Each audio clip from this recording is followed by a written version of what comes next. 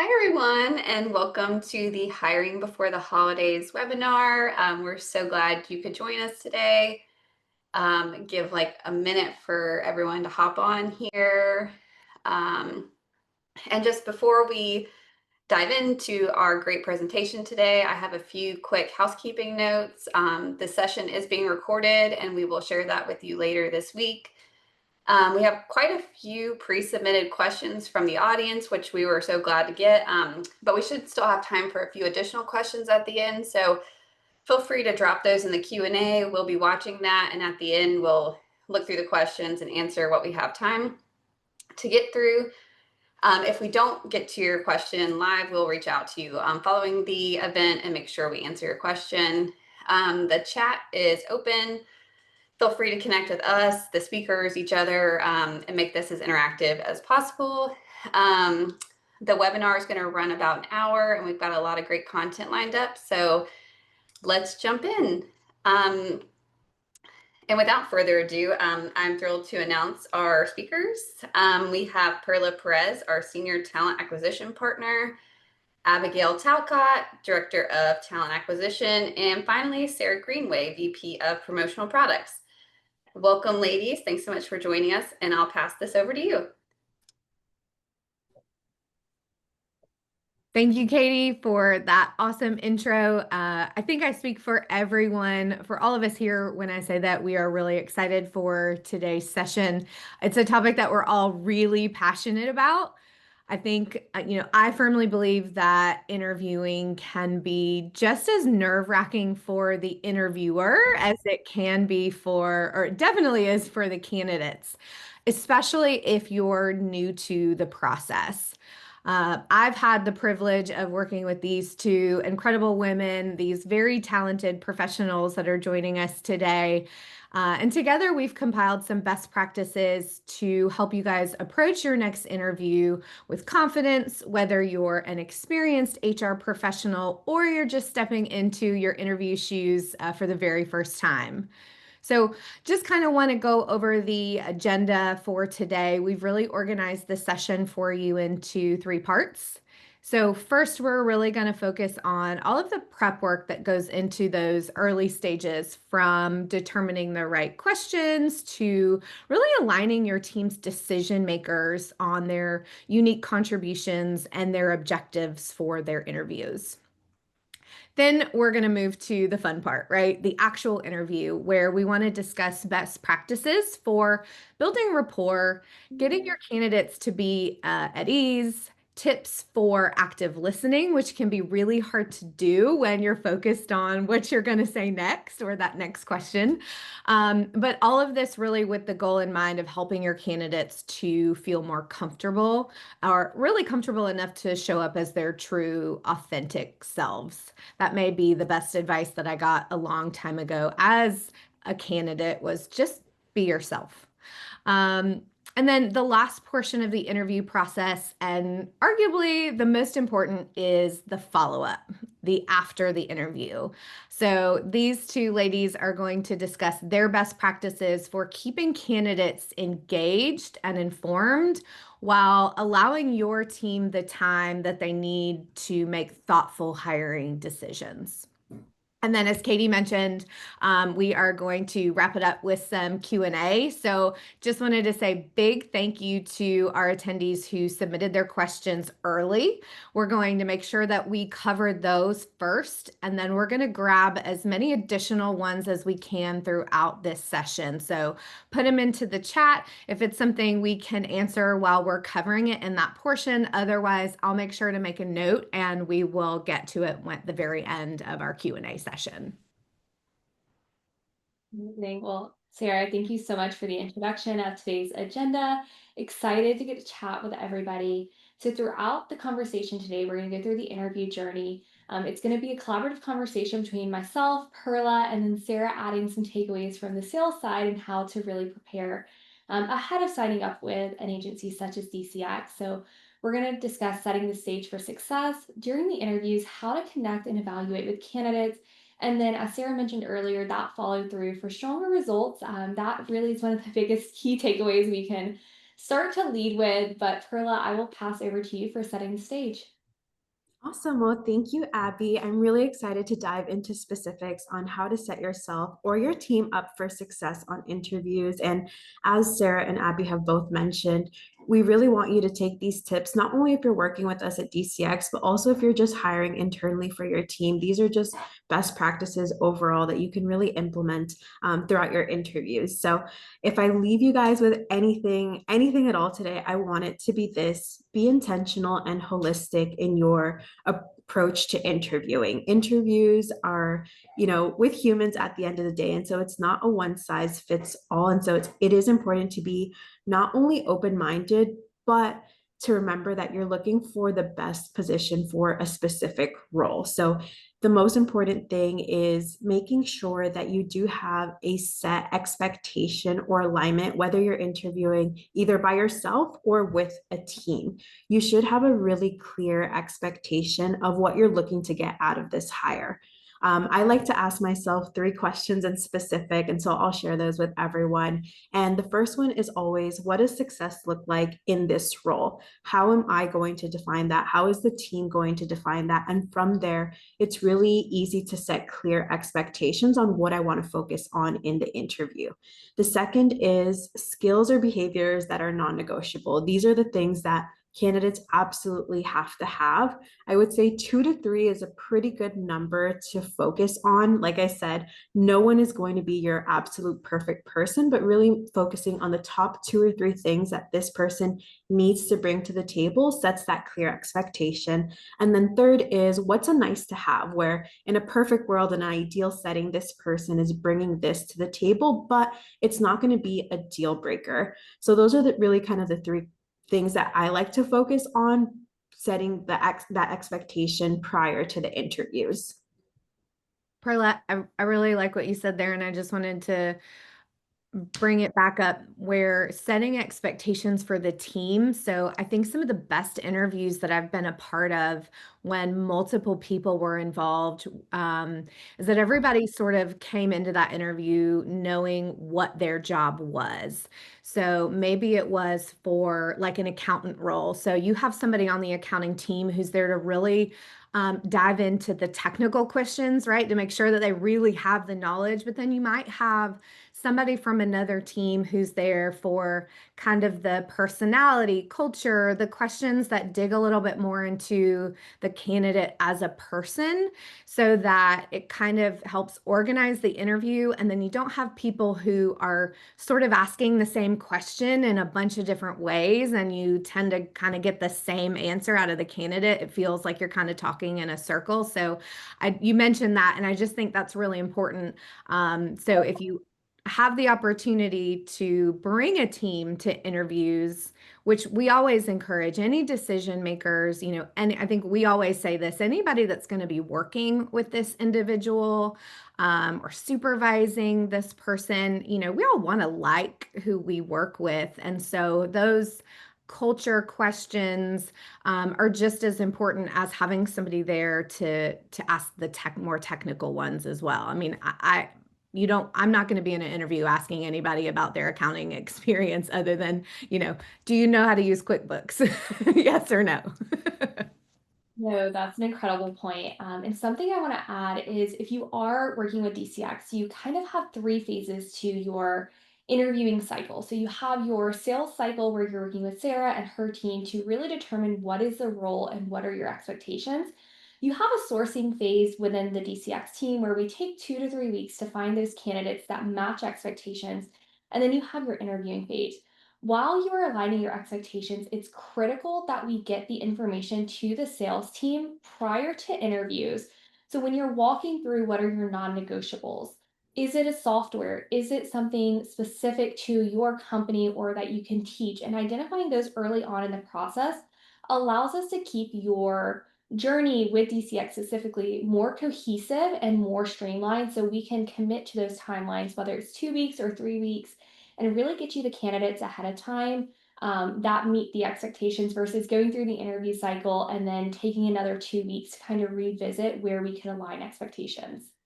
Yeah, and that's a great point, Abby. For anybody doing it on their own, knowing those things early on, when, like Perla mentioned, knowing what success looks like for this role or whatever role it is you're hiring for, having those non-negotiables and things up front allows you to really move through the pre-screening phase a lot faster and helps you identify those top applicants a lot faster, because we all know that finding the perfect candidate takes time, multiple rounds of interviews, multiple conversations. But if you can get those early things out of the way first, it's going to help you get to your best candidates faster. Absolutely. And so when everyone walks into an interview with, a shared understanding, it also makes it a lot easier to evaluate the candidates, not only fairly, but consistently when we're wrapped up with those interviews. And so I always like to give the reminder that interviews are not only about confirming what we already know, but it's about discovering what we don't yet know. And so it adds that color and it really allows us to get that deeper dive. And so from there, I'm able to really kind of go into our next point, which is reviewing the candidate materials with intention. So when you're provided with resumes, notes, whatever that information that either your team or our team at DCX is providing for you, we do want to make sure that you're taking time to review the information, of course, prior to the interviews. Now, specifically with DCX, we're sending over a resume, recruiter summary, the technical assessments, as well as a personality assessment, because we want to make sure that you have a good idea of what a candidate is bringing to the table. So again, a reminder that resumes and notes are really a starting point and a snapshot, but it's never the full story. So with that being said, I always like to make sure that when I'm reviewing resumes, I spend at least 5 minutes per resume. And there's a few things that I like to jot down. One is the areas that stand out to me. So 2 to 3 points that I know that I want to talk about on the interview, whether it's a skill set, whether it's their experience, 2 to 3 things that I know that I'm bringing for sure to this interview. Second is anything that I need a clarification on. So does this candidate have overlapping timelines? Do they have a short tenure in a role? What do I need more details on, and how am I going to present that to the candidate? And then lastly is 1 or 2 skills or experiences that connect directly with the needs that I'm looking for. So I want to make sure that, if I'm looking for attention to detail and that's written all over a candidate's resume, I'm going to make sure that I'm bringing questions that not only address that, because one, it's what I'm looking for, and two, it's what's on their resume, but I want to make sure that I can understand their process, how they've been successful in that capacity, and really, how are they going to be able to bring that into the role that I'm looking for. Oh, that's a great point, Pearl. I don't have many things to add to that, but getting the information ahead of time and sharing that with your partners who will be on the call is so important. So everybody feels that they have all the information to head into a proactive call.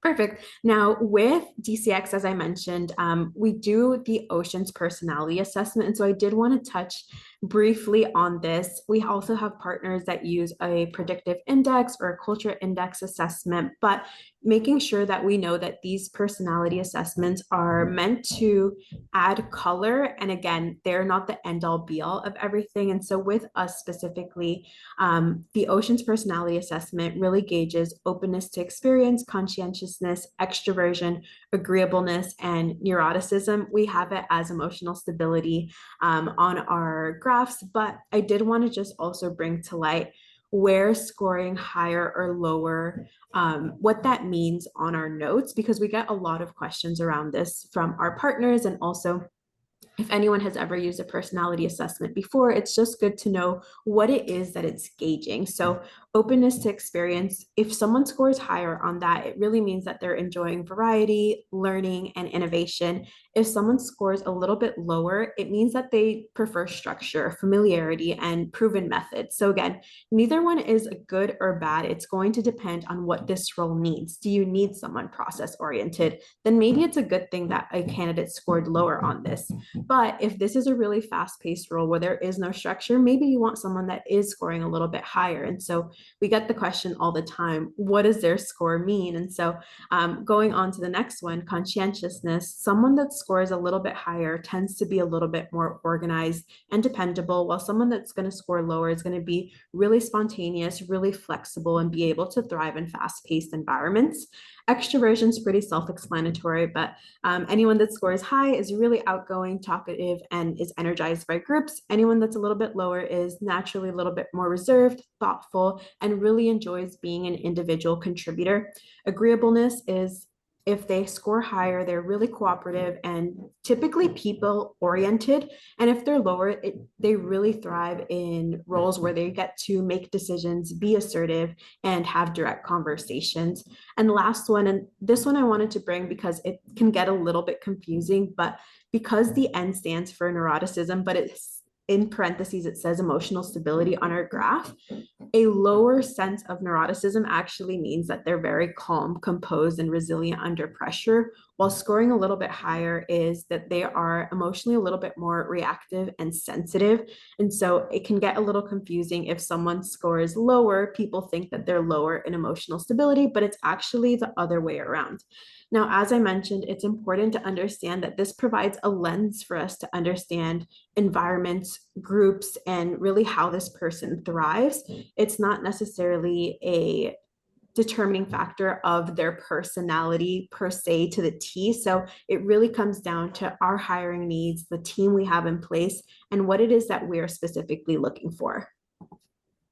So I think, Perla, just to kind of sum all that up, because that was a really good explanation of that. And I'm not even sure I've heard it explained that way. So that was really helpful to me.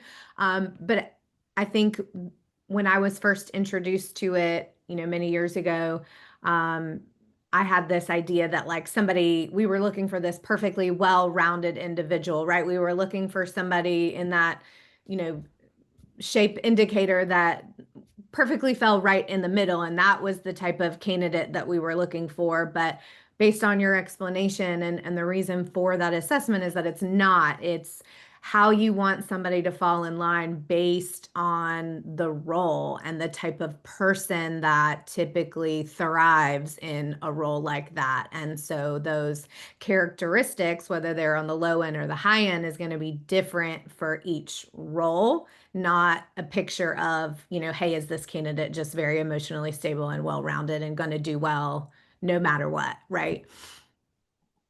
Absolutely. I'll jump in here. It's important to, as Pearl mentioned, looking at the role specifically. One other note to make is that while these assessments are very valuable, if a person's having a bad day, they could test completely different based on the emotional reaction of what their day looks like. As well as if you're early in your career, you are likely going to be a lot more reactive in various ways versus someone who's maybe in a mid-level part of their career and they kind of evened out, they're understanding the game of, the corporate world or whatever that may look like. So they are a great lens, but they do have a lot of variables to them to make the hiring selection based off that is not always as rational as we would hope it would be. Absolutely. And I had a partner of ours ask me on an interview for an accountant, the only area they scored a little bit lower on was agreeableness.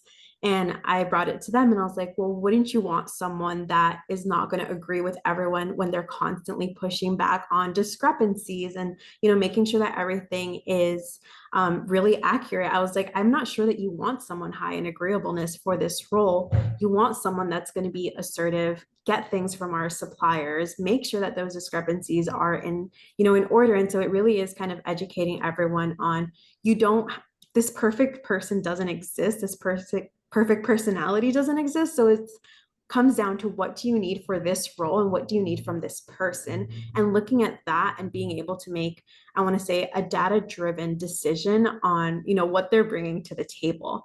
Now, the second part that I always like to also make note, especially because we primarily hire in the Philippines, but in this day and age, I want to say that tenure is not as popular as it was, 40 years ago. And so when I look at resumes, I look at their impact and their patterns of growth versus just tenure and titles. So was this, candidate somewhere for only a short amount of time, but they were promoted really early on?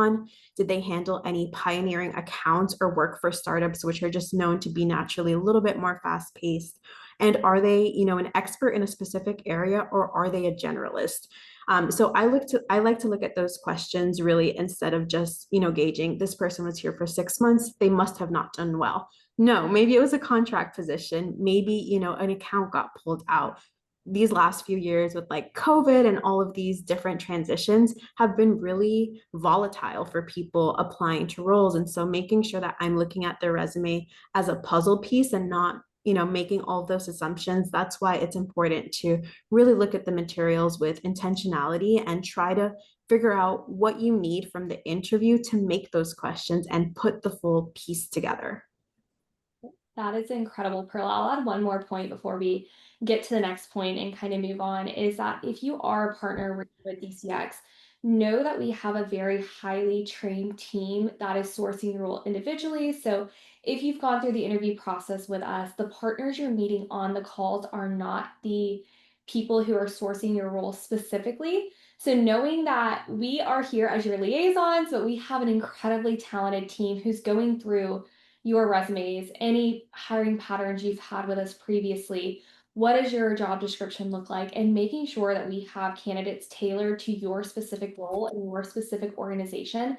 So as Perla mentioned, it is a puzzle piece. We want the trust to kind of engage with those candidates, but reviewing the materials ahead of time is critical, and you can always send us any feedback you have. But Perla, I'll pass back to you and we can continue on.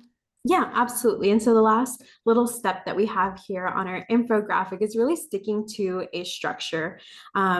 I interview professionally for a living, but not most people do. And so it can be really nerve-wracking for an interview coming in, and not having a game plan is what I think really affects people coming in. And so I like to stick to a structure.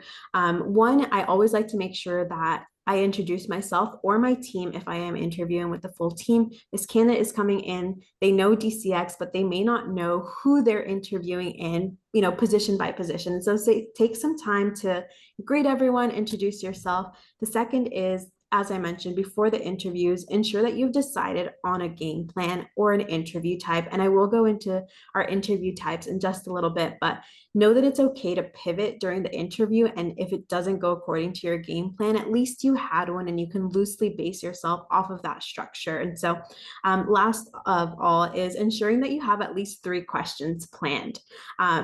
Really making sure that, again, because you were able to review the materials, you know what you're going in to terms of questions with each candidate. And so as I mentioned, there's a few different interview types, and I do want to go over those quickly so that at the end of the day, you can decide which style works best for you, because it's not a one size fits all.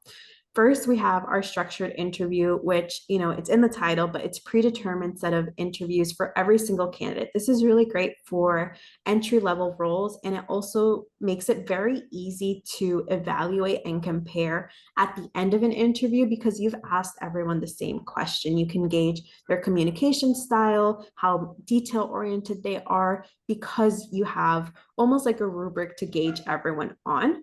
The second is semi-structured interviews. These are my personal favorite, but it doesn't mean it's the best, but it's that prepared framework with a little bit of room for conversational follow-ups. This is really great for any mid-level positions and really assessing culture value alongside with that first interview of having a few structured questions. It's a nice balance of consistency while still getting that deeper insight. And then lastly, we have unstructured or conversational interviews. These are true, fluid, free-flowing conversations. I like these a lot for senior level roles or anything that's going to be a little bit more creative and assessing soft skills. So this gives insight into motivation, character, and it really helps build rapport on both sides.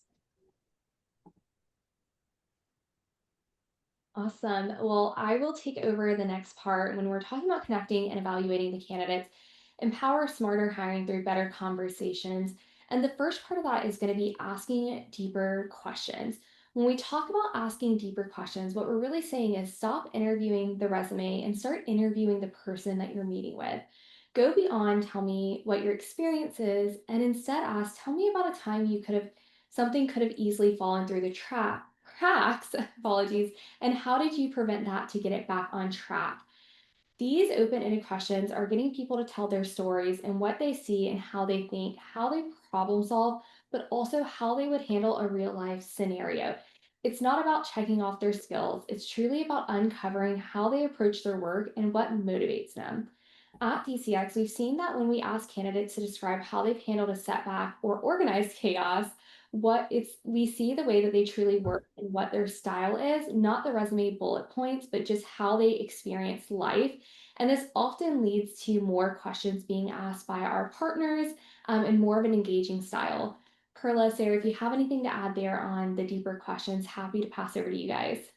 I do. I have one thing. So I wrote down three of my go-to questions. And so I'd love to share those with everyone. And so typically, I like to have one question around either attention to detail or organizational skills, because we've seen that those are really vital to, I want to say, 95% of roles. So it's good to get that one in there. Second, similar to what Abby mentioned, I do like an open-ended question, either around problem solving or learning, because in any role that we have, we're either going to have to do some sort of problem solving, or there's going to be a small learning curve for any candidate, no matter if they've been doing it for 10 years, whether it's a new software, new system, new structure, there's going to be a learning curve. And so I want to know, how does this person learn, or how are they able to problem solve on their own? And lastly is, I do like to touch a little bit on a value at the end of an interview. So I like to ask about either a project or a time that they were proud of themselves at work. Typically, people will choose to highlight what they care about the most. So if someone chooses to highlight a project around teamwork or impact or creativity, you're going to know that that's something that drives that person, and you're able to dive into a little bit more of the motivation. So I like to kind of structure mine that way, one for each area that's important to me. But those are kind of my go-tos in case anyone was curious. No, those are great. I think one of my favorite ones, and you mentioned open-ended questions. And these are for the promo people on this call. I did a lot of interviewing for like account coordinator, CSR, sales assistant type of roles, even account managers. And my favorite question was always, tell me what your inbox looks like. Tell me about your personal inbox, and tell me about your work inbox. If they're different, what does it look like? And just keep that open-ended, because we all know there's lots of different ways how to keep things organized, labels, there's all kind of fun things. If you're a G Suite person, there's the priority inbox. And so it just helps me to get an understanding of if they're organized and how organized they might be. It's not something I've ever been in a company that mandates what your inbox looks like. It's, just a personal management skill, but it really helps me to get an insight on how this individual manages lots of things, lots of projects, lots of client requests coming in. I mean, we all know what our inboxes feel like during the day or on a Monday. And so I just always thought that was helpful to me to get a little more insight into how they would operate and organize. And then, just personally a little bit. And then the other question I like, Perla, you mentioned about values. At DCX, one of the things you'll always hear me say, and I know you guys say this too, but we are a values first organization. So you could be perfect on paper, but if you don't pass the values check, it's really a non-starter. But everybody's, I think, personal values are a little bit different, whether you have them, you firmly know what they are and could rattle them off, or if just being asked, like, what's important to you as a person? Like, what are your, three pillars, or the biggest thing that's important to you? Maybe it's the golden rule, right? Treat others the way you want to be treated. But I really just like to hear from the individuals, kind of how they sail their ship, and how that then might align with the company values that we have set forth. So those are kind of my two favorites, one to kick off the interview and one to end. Yeah, that is incredible. The next phase is reading between the lines, and this honestly may be one of the most important things that we talk about today. In interviews, especially virtual ones, there's a lot to be learned from what's not being said. Your energy, tone, and pacing really set the stage, and they all say something. It's important that the hiring teams are on camera and engaged.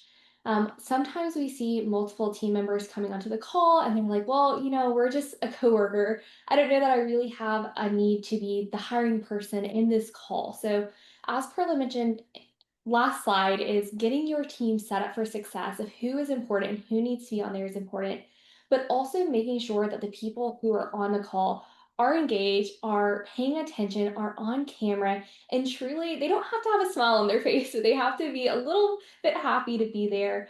Because what may be a meeting on somebody's calendar is truly an opportunity to change somebody's life that's interviewing.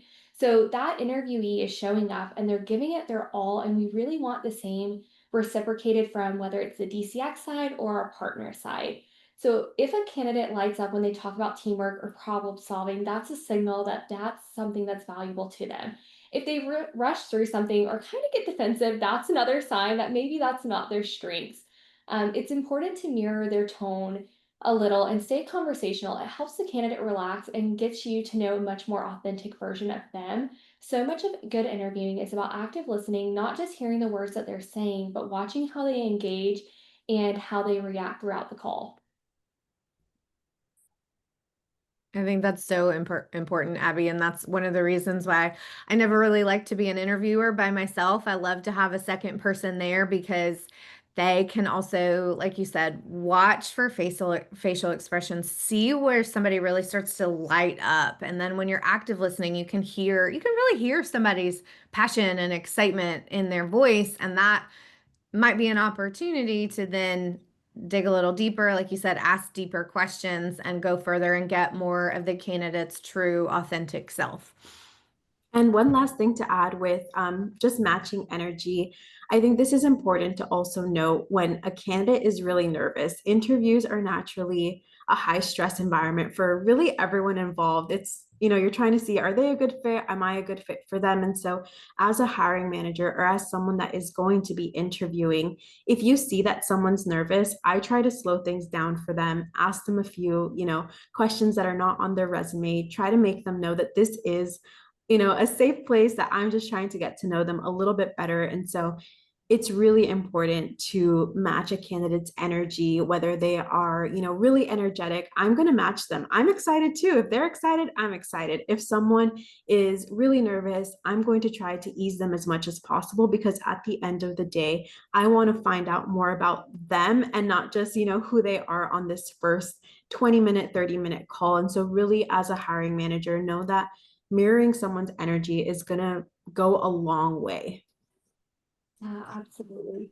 I'm going to go through this next phase. We still have one more slide and about 15 minutes left, so I want to be mindful of time so we get to the Q&As. But the final step is making it a two-way conversation. Interviews should never feel like an interrogation. We want a space for the candidate to ask their questions too. What someone asks tells you a lot about themselves. For example, candidates who ask about growth, team structure, or feedback on culture tend to be the ones who want to invest long term. Ending that with an open dialogue sets the tone for our hiring process to be collaborative and honestly just human. We're not evaluating them, we're seeing if they're the right fit for us too. So with DCX, we'll always wrap our interviews saying, hey, thank you so much for your time. Before we go, do you have any questions for our clients?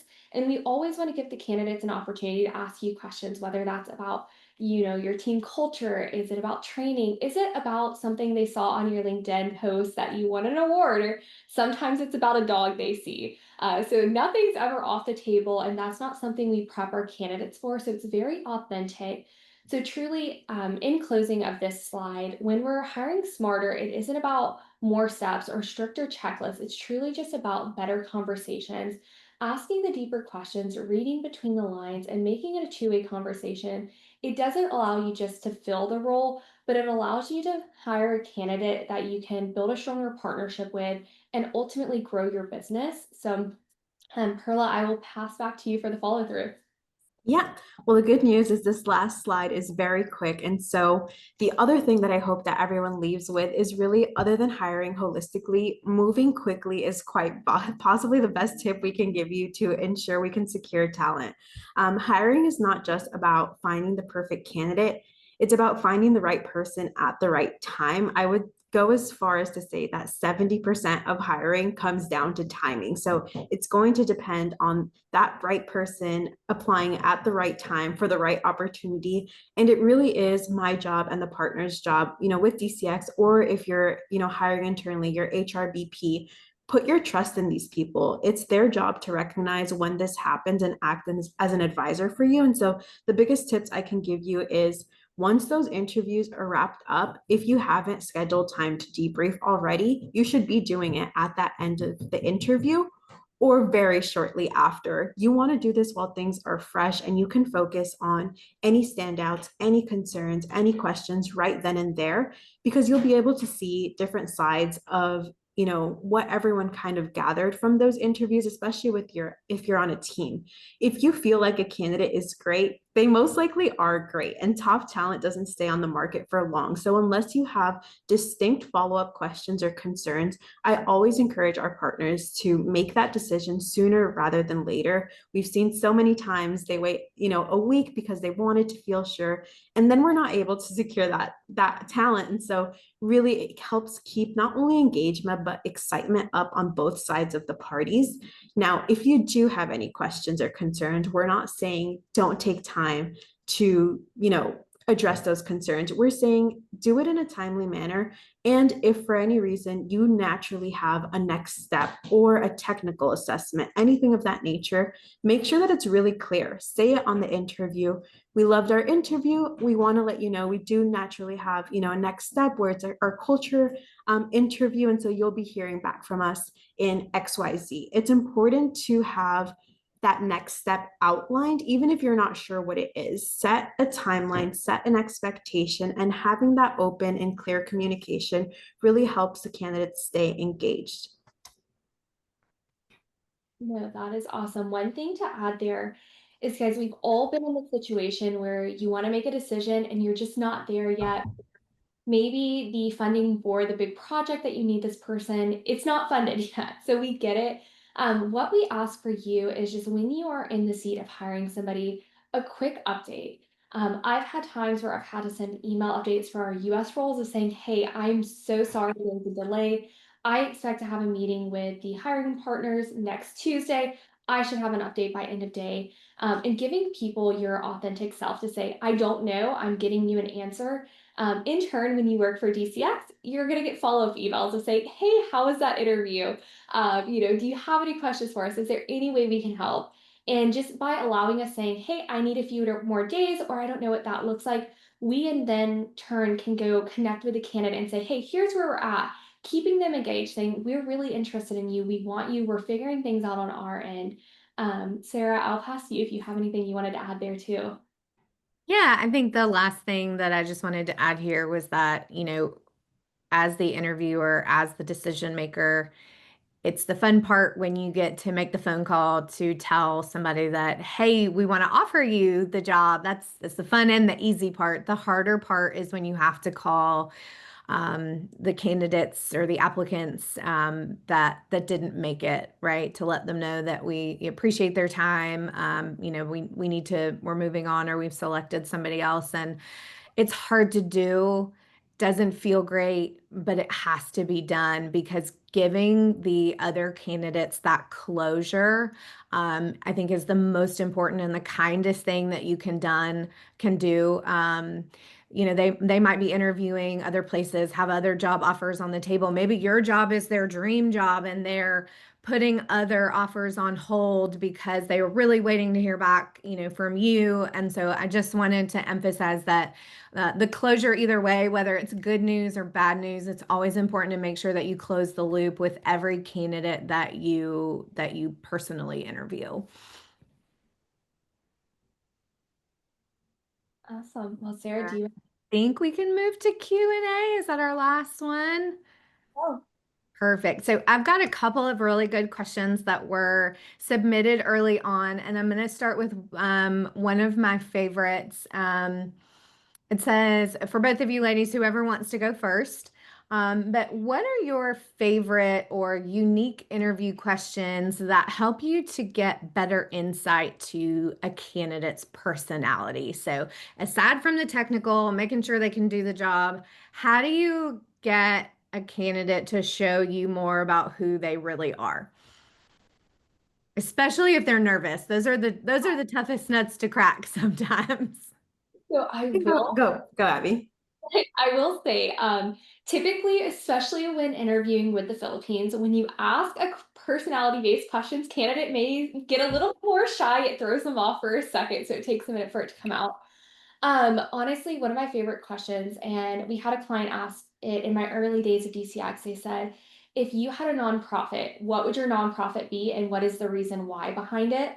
You hear a lot about animal shelters. You hear a lot about, maybe foster systems and stuff like that. But I truly think that that question shows the heart of a candidate because it internalizes something deeper than just the surface. My dream job would be, if you ask somebody their dream job, of course they're going to try to tie it back to what you say your job is because they need it right now. But when you dive in deeper and ask somebody if they had a nonprofit, what would that be? That's one of my favorite ones. So Pearl, I'll pass over to you. Yeah. Mine is on a similar note. I've heard a few clients ask this, but if you were to win $1 million today, like what would be the first three things that you do? I think it also gives a lot of insight into their values. Are they sharing that money with their family? Are they an avid traveler and they're going to take a year off and plan a trip? It really helps you dive in a little bit deeper, outside the resume, outside of everything else. What are things that matter to them and they would want to invest into? And so I really, really like asking about the lottery. It's of course a hypothetical, but people get really excited and you truly never know what you're going to hear, but you're going to get to know that person a little bit better for sure. Yeah, those are my favorite parts of the interview. And I think it's also for our interviewers, that's the opportunity to find some common ground, right? To find some commonality, which then helps put your candidate at ease and just makes the interview feel a lot more comfortable and conversational. And then again, just I know you guys have heard me say this, but getting to this person's true, authentic self, I think that's always the goal here. So I think having the time to ask those sort of questions and then to take it a step back from being question asked and answered to say, okay, well, let's have a conversation about that. Oh my gosh, you'd travel? Where would you go? Oh my gosh, going to Greece, that is on my bucket, that's my bucket list trip. Tell me what you know about it. And I just think those things are so much more impactful than maybe we initially thought. So another question, so that was more about getting to know somebody, getting them to shine through, but how do you tailor your questions based on the role that you're hiring for to help you find the best candidate fit? Yeah, absolutely. The first thing is if you are hiring for a role, you likely have some understanding of what that role and the capacities are.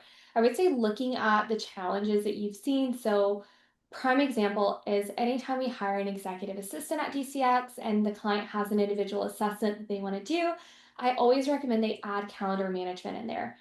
Calendar management is one of those things that it seems it is natural for some people, but if one thing goes wrong, it can mess up a whole trifecta of other areas. So, identifying what the challenges are and maybe creating an assessment about that. So, if you have a scenario where you are in promo and you have an order that has to be in hands by December 23rd and it's off track, what is the process for doing that and what is the escalation there? With DCX, we also do the, as Perla mentioned, test gorilla assessment. So we have attention to detail, um, problem solving, communication, those type of assessments that are graded through test gorilla. It's a third party assessment. So we add value to that. But if there's something that's really critical for your role specifically, I would focus in on those challenges. Yeah, and to add, I think it does go back to setting that expectation, whether it's an expectation just for yourself, but what are the top three areas that you're going to be focused in on? From there, I'm going to be able to strategize, the questions that I really want to focus in on. So that's my biggest tip for everyone. Know what you're looking for. If you know what you're looking for, you can ask on it. However, if you go in without a game plan, it's easy to get frazzled and try to focus, on the resume or what they're saying. Going in with that game plan is going to allow you to get a little bit deeper into the technicalities. Are there processes? How do they communicate? And so it really does offer a lot of that value. Those are great answers. I don't have anything to add. Those are perfect. One other question we had, and we kind of touched on this earlier about the oceans personality, different assessments. So this question says, what are some good examples of tasks that you can ask to be accomplished that doesn't take too much time, but will allow an interviewee to demonstrate problem solving and initiative skills. So if somebody says like, oh, one of the best things, I have high attention to detail. Well, how do you sort of ask them to prove it? Yeah, I think one of the easiest ways is you talk about a project, you get very specific with your examples and you say, hey, can you tell me about a time you were handling a project and what is something that went wrong? Or where did you catch this error? If it's an HR role, what is a recurring issue you know is happening and how did you solve it? Because you want to be as specific as possible, especially as Perla mentioned, looking at their resume, seeing where they've made the most impact and focusing in on those to be specific. Something that we also do, which I am a really big fan of, is our written assessments that are situational. So, of course, we work primarily with, our promo industry partners. And so we have a few, written examples where it's like something went wrong with the order. What are we doing? Who are you contacting? Are you reaching out to a supplier? Leaving those open-ended questions in a written format is going to allow you to not only, gauge their communication, but also force them to break down their process in a written setting. So what are they doing? Who are they contacting? What questions did they ask? I think it's something that can be done really quickly, usually within 5 to 10 minutes, but it does allow you to see the full process written out. And for someone like me who's a visual learner, I can, go into each bullet point that they wrote out versus having an answer that they just spoke to. So when it comes to something like that, I would say a written assessment or a small, assessment, as Abby said, is going to add a lot of value as well. And I guess a follow-up question then, when would you recommend doing that? At what point in the interview process? Is it early on? Is it with the top candidates? Is it after you've got them to the final interview stage? Talk a little bit about where these assessments are the most valuable.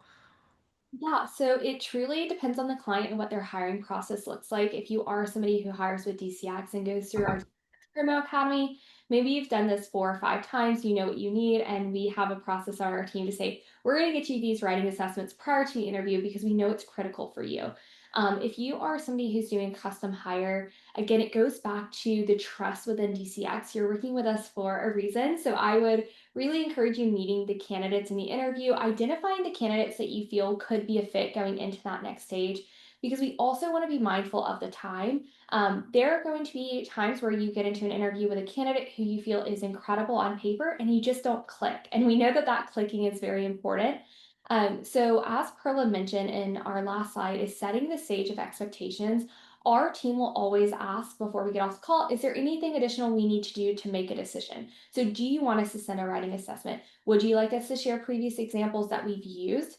So I would say always by the end of the interview, we have identifiable next steps, but it's truly based on the partner we're working with and what their own internal processes look like. Perfect. And I think that's a great segue to one of our last questions is, as a recruiter, how do you balance advocating for a strong candidate while maintaining sort of a neutral stance?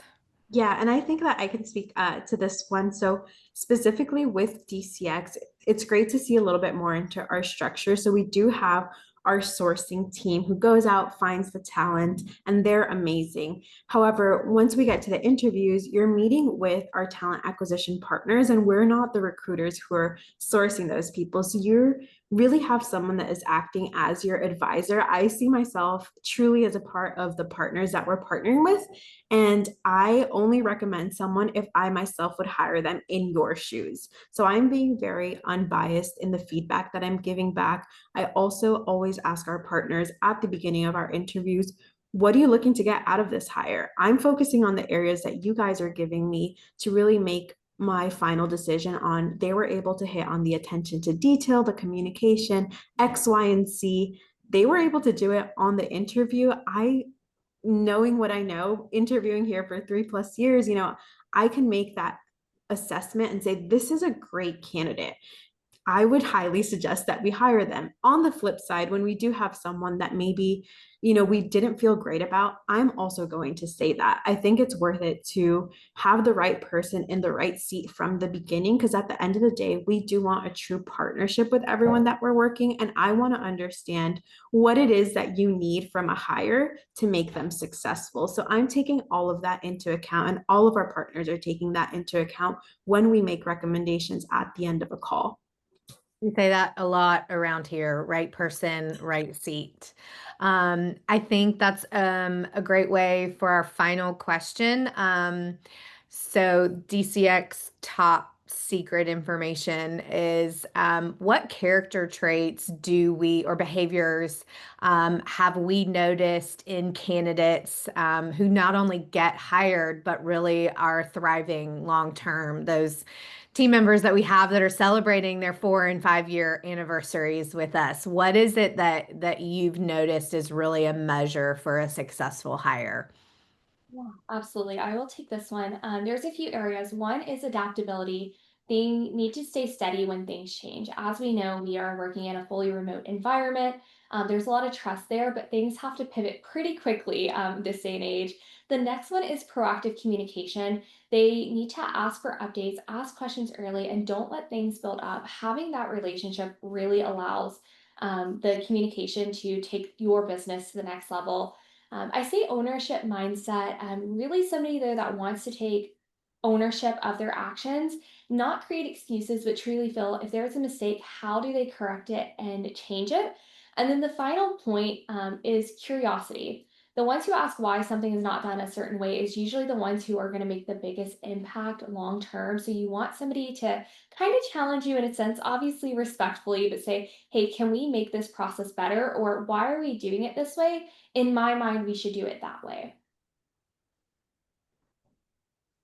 That was a perfect answer. I have nothing to add.